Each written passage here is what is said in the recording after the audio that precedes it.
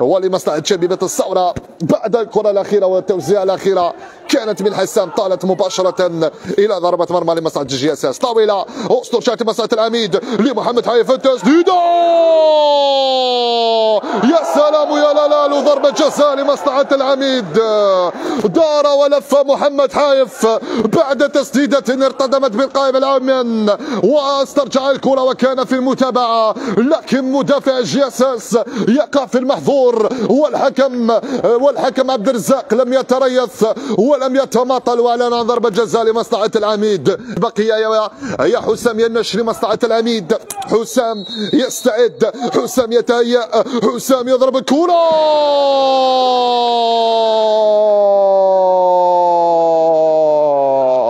ضاعت، مرت، عدت، خرجت ومشات. هذه الكرة طويلة في المنتصف لبنشلوش او بن حوا، يلعبها سريع لمحمد حايف. هي يا محمد، هي يا محمد، الارضيه، جول جول جول جول جول جول جول جول جول جول.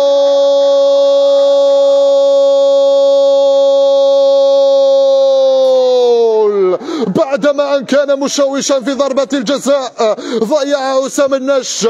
مرة اخرى محمد حايف يمر على الجهة اليسرى ويشوش على دفاع جي اس اس. ارضية لم تصد ولا ترد براسية محكمة متقنة من بن حوا، يحرك شباك جي اس اس ويعطي الاسبقية لمصلحة الامسية هنا بملعب علي بن فضة عند الدقيقة 23 من غمار الشطر الأول من هذه المباراة. هدف ل0 لمصلحة نادي مولودية الجزائر على حساب شبيبة الثورة. وبن ميلود على التنفيذ. بن ميلود مرفوعة في القائمة الثانية بالراس، جول. هدف التعديل لمصلحة شبيبة الثورة بعد مخالفة على الجهة اليمنى، والكرة داخل منطقة الجزاء. وبآخر المطاف بن ميلود القائد يعدل، القائد يتدارك نتيجة هذه المواجهة 1-1 بين نادي مولودية الجزائر وشبيبة الثورة. هدف في كل شبكة بين الطرفين.